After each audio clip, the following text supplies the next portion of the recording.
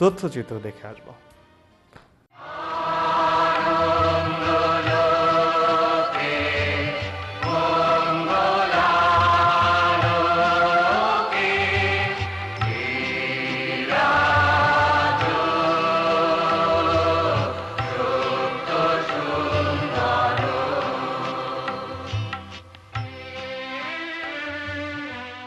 খ্যাতিমান কথা সাহিত্যিক শওকত আলীর জন্ম 1936 সনের 12 ফেব্রুয়ারি অবিভক্ত ভারতের পশ্চিমবঙ্গ রাজ্যের উত্তর দিনাজপুর জেলার রায়গঞ্জ থানা শহরে। শ্রীরামপুর মিশনারি স্কুলে তার বাল্য শিক্ষা শুরু হয়। Raiganj coronation English high school থেকে 1951 সনে প্রথম বিভাগে ম্যাট্রিক পাশ করেন। 47-এর দেশ বিভাগের কারণে 1952 সনে জন্মভূমি ত্যাগ করে বর্তমান বাংলাদেশের দিনাজপুর শহরে এসে তার পরিবার নতুন বসতি স্থাপন করে। দিনাজপুরের সুরেন্দ্রনাথ কলেজ থেকে 1953 সনে শওকত আলী আইএ পাশ করেন। 1955 সনে এই কলেজ থেকে গ্রাজুয়েশন সম্পন্ন করেন। সবশেষ 1958 সনে ঢাকা বিশ্ববিদ্যালয়ের বাংলা বিভাগ থেকে মাস্টার্স সম্পন্ন করেন। শওকত আলী ছাত্রজীবনে সাংবাদিকতা করেছেন। 1958 সনে পড়াশোনা শেষ করে দিনাজপুরের পীরগঞ্জ হাই স্কুলে শিক্ষকতা দিয়ে কর্মজীবন শুরু করেন। 1959 সনে ঠাকুরগাঁও কলেজে অধ্যাপনা শুরু করেন এবং 1962 সনে চলে আসেন ঢাকার জগন্নাথ কলেজে। একটানা 1987 সন পর্যন্ত এখানেই অধ্যাপনা করেছেন। সবশেষ 1993 সনে সরকারি সঙ্গীত কলেজের অধ্যক্ষ হিসেবে চাকুরি থেকে অবসর গ্রহণ করেন। ক্লাস 9-10-এ পড়া অবস্থায় শওকত আলী লেখালেখি শুরু করেন। তবে দেশ ভাগের পর দিনাজপুরে এসে তার প্রথম লেখা একটি গল্প প্রকাশিত হয় কলকাতার বামপন্থীদের নতুন সাহিত্য নামে একটি পত্রিকায়। এরপর দৈনিক মিল্লাত, মাসিক সমকাল, ইত্তেফাকে তার অনেক গল্প, কবিতা এবং বাচ্চাদের জন্য লেখা প্রকাশিত হয়। 1966 সনে পিঙ্গল আকাশ নামে তার প্রথম উপন্যাস প্রকাশিত হয়। 60-এর দশকে বাংলা কথা সাহিত্যের জগতে প্রবেশ করেই তিনি রচনা করেন একের পর এক দীপ্তিমান উপন্যাস। লেখক শওকত আলী তার অপেক্ষা, গন্তব্যে অতঃপর, ভালোবাসা কারে কয়, যেতে চায়, পতন, বাসর ও মধুচন্দ্রিমা, জননী ও জাতিকা, জোড় বিজোড়, শেষ বিকেলের রোদ, এক ডাইনির গেন্ডুয়া খেলার মতো উপন্যাসে তুলে ধরেছেন নাগরিক মধ্যবিত্ত চেতনায় সমৃদ্ধ ঋদ্ধ সমাজের প্রতিচিত্র। লেখক শওকত আলী তার বিশ্লেষণধর্মী উপন্যাস রচনার প্রয়াস পেয়েছেন রাজনৈতিক চেতনার মাঠেও এবং আমাদের স্বাধীনতার ক্রান্তিকাল, মহান মুক্তিযুদ্ধ নিয়ে। এক্ষেত্রে তিনি রচনা করেছেন অনেক উল্লেখযোগ্য উপন্যাস। তার মধ্যে রয়েছে যাত্রা, উত্তরের ক্ষেপ, হিসাব নিকাশ, দক্ষিণায়নের দিন, কুলাই কালস্রোত, ওয়ারিশ, দলিল, সবাসে প্রবাসে ইত্যাদি। বাঙালির ইতিহাস ঐতিহ্যের অন্তর্দৃষ্টি স্নাত অনবদ্য সৃষ্টি তার প্রদেশে প্রাকৃত জন।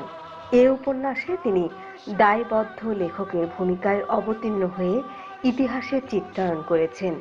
এমনই করে শওকত আলীর প্রতিটি উপন্যাস চিত্রায়ন হয়েছে সমাজের অব্যক্ত সত্য কথাগুলোর শুদ্ধতম বাস্তবতায়।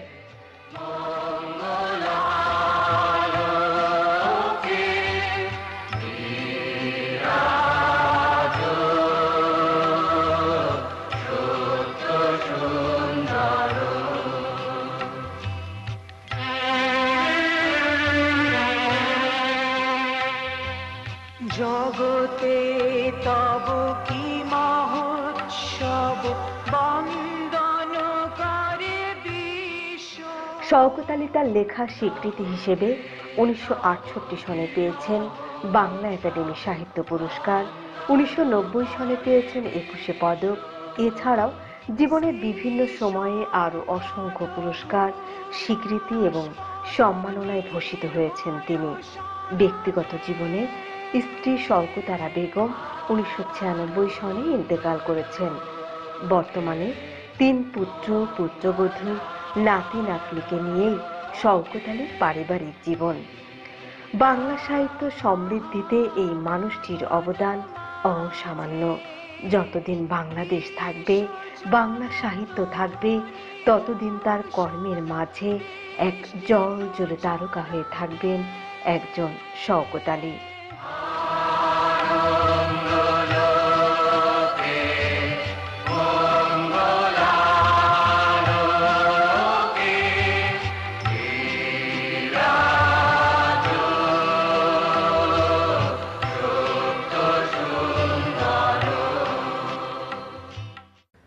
তথ্যচিত্রটি দেখলাম।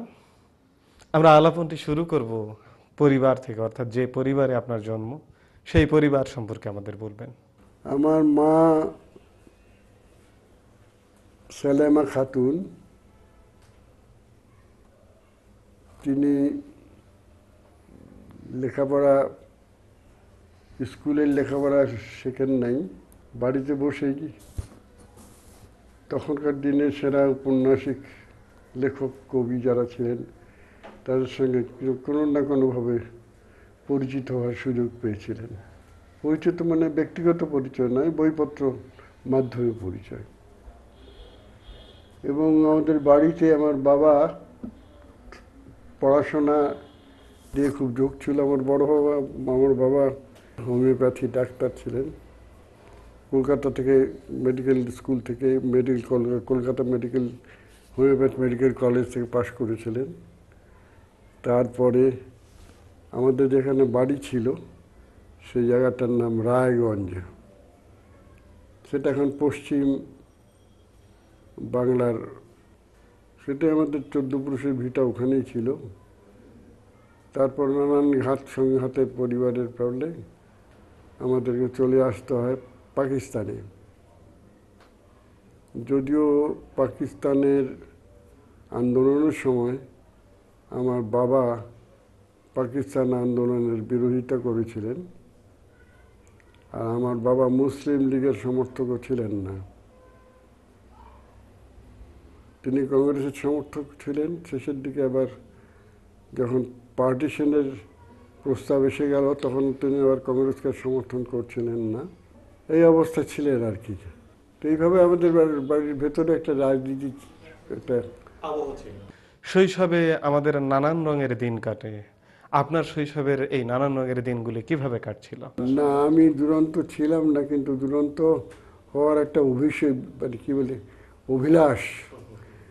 আর যেন মাছ মারতাম, মাছ বড়শিতে ধরে রাস্তার ধারে খালে মাছ ধরার চেষ্টা করতাম আর কি। তো এইভাবেই আমার ছোটোবেলা লেখাপড়া শুরু হয়েছিল হাই স্কুলে। হাই স্কুল থেকে ম্যাট্রিক পরীক্ষা দিয়েছি আমি। আর ওইখানে একটা ঘটনা ঘটেছিল, সেটা হচ্ছে এই মুসলমান ছাত্র যারা আর কি, এই মুসলমান ছাত্রদের মধ্যে আমি আবার আমাদের বাড়িতে আবার আমার মা ছিলেন, ওসব আরবি উর্দু সমস্ত চর্চা করতেন না, কিন্তু পড়তেন আর কি। তো সংস্কৃত পড়তে গেলে একটু মজার লাগে, অক্ষরগুলো অন্যরকম। তো সেই হিসেবে আমি ওই ক্লাস 7-এ, তখনকার দিনে ক্লাস 5-এ ওই ক্লাসিক্যাল ল্যাঙ্গুয়েজ বলে এটা ছিল আর কি। ওই ক্লাসিক্যাল ল্যাঙ্গুয়েজ হিসেবে সংস্কৃত পড়া আরম্ভ করি। ওটা আবার সরকারি হিসাব অনুযায়ী ওটা আবার ক্লাস 7 থেকে দেওয়া হতো, কিন্তু ওই স্কুলে পণ্ডিত মশাইরা ওইটা চালু করেছিল যে ওইটা আগের থেকে না করলে ওই অক্ষরটা তারা ভালো করে চিনবে না, মানে হিন্দি অক্ষর যেটা আর কি, সেই জন্যে। তো ওই সংস্কৃত নিয়েই আমি ম্যাট্রিক পাস করেছিলাম। আমি একমাত্র মুসলমান ছেলে। তার আগে 2-3 বছর আগে বোধহয় কেউ একজন ছিল। সেই সময় আমি আবার গল্পের বই পড়তাম, তো প্রচুর গল্প বই পড়া হতো। ম্যাট্রিক পরীক্ষার আগেই আমার কয়েকখানি বিখ্যাত গল্পের রবীন্দ্রনাথ পড়া হয়ে গেছে, শরৎচন্দ্র অনেকগুলি পড়া হয়েছে।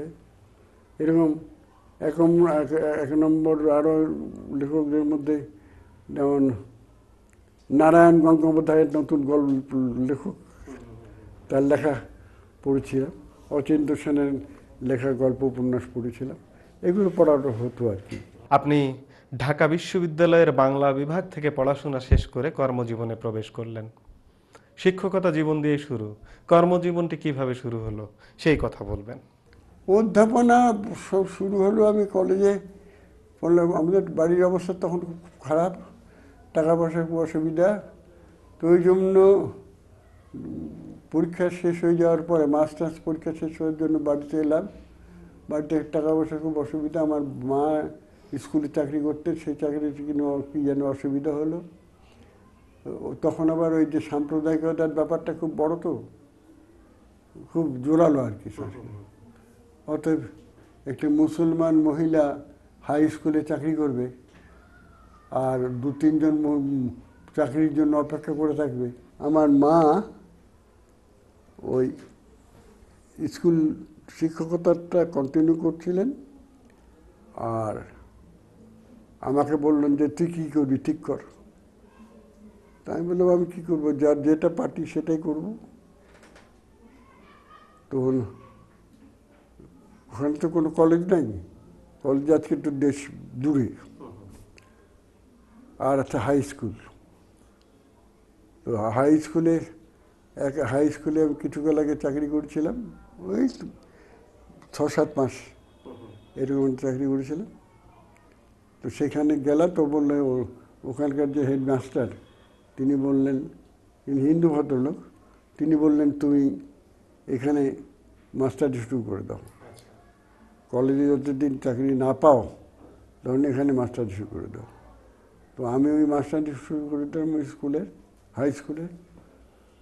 তো প্লাস আমাকে 2টো সাবজেক্ট পড়াতে হতো, একটা বাংলা, একটা সংস্কৃত। তারপরে আমাকে ওই ঠাকুরগাঁও নতুন কলেজ হয়েছে, ঠাকুরগাঁয়ে নতুন কলেজ হয়েছে, সেই জন্য আমার পরিচিত লোকও ছিল, তারাকে আমি খবর দিল তুমি এসে জগন্নাথ ওই ঠাকুর কলেজে বাংলার টিচার হয়ে ভর্তি হও। তাই বলে আমার তো পরীক্ষার রেজাল্ট বেরোয়নি, পরীক্ষার রেজাল্ট বেরোলে তখন হয়ে যাবে। তখন আমি যাই হোক আমি ওখানে গিয়ে ভর্তি হলাম। তার 2 মাস প্রফেসরই পাইনি আমি। তারপরে রেজাল্ট বেরোলো, রেজাল্ট বেরোনোর পরে আমি সেকেন্ড ক্লাস পেয়েছিলাম, তা আমাকে প্রফেসর করে দিল। ওই প্রফেসর করার আগের থেকেই আমার কিছু লেখা ঢাকার পত্রপত্রিকায় প্রকাশ হচ্ছে। তখন আমার লেখালেখি শুরু হয়েছে, 2-4টা লেখালেখির এখানে সেখানে বেরোচ্ছে। তার মধ্যে প্রফেসর অজিত কুমার গুহ, তিনি জগন্নাথ কলেজের প্রফেসর ছিলেন। তখন তিনি ওকে বললেন, কলেজের প্রিন্সিপাল ও কলেজের বন্ধুবান্ধবদের বললেন যে একে অল্প বয়সী ছেলে, একে করে দেন, এটা ভালো প্রফেসর হবে আর কি। তো বললে যে ওকে যে প্রফেসর দিব, প্রফেসর বলবো, তো ও তো কোনো পোস্ট গ্রাজুয়েট কোনো রকম ট্রেনিং করে নেই। আর এখন জগন্নাথ কলেজে যদি দিতে হয় তো পোস্ট গ্রাজুয়েট ট্রেনিং করার ছাত্রদের দিতে হবে। জগন্নাথ কলেজে তখন পাস করার সঙ্গে সঙ্গে পাওয়া যেত না, অন্য কলেজে 2-3 বছর চাকরি করতে হতো, না হলে ওই একটা পোস্ট গ্রাজুয়েট একটা ট্রেনিং হতো কোনো কলেজে আর কি।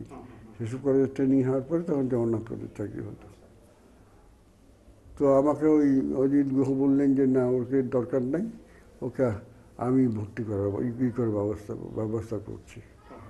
প্রিন্সিপাল বললে কীভাবে করে আমাকে অ্যাপয়েন্টমেন্ট দিলেন। তো আমি প্রফেসরের পদ পেলাম না, লেকচারের পদ পেলাম না, টিচারের পদ পেলাম। তো টিচারের হিসাবে 2 মাস করেছিলাম আর কি। ওই কয়েক মাস টিচার থাকার পর লেকচারার হিসাবে অ্যাপয়েন্টমেন্ট দিল। তারপরে ওই লেকচারার হলাম, অ্যাসোসিয়েট প্রফেসর, অ্যাসিস্ট্যান্ট প্রফেসর হলাম, অ্যাসোসিয়েট প্রফেসর হলাম। আজকে যে লেখালেখি আপনাকে আমাদের একজন খ্যাতিমান কথা সাহিত্যিক বানিয়েছে, এই লেখালেখি জীবনটি কিভাবে শুরু হয়েছিল, কোথা থেকে শুরু হয়েছিল? এটা তো শুরু হয়েছিল আমি যখন কলেজে পড়তে শুরু করেছি, 2টো একটা লেখালেখি শুরু করেছি, তারপর সেটা ছাপতে ইচ্ছে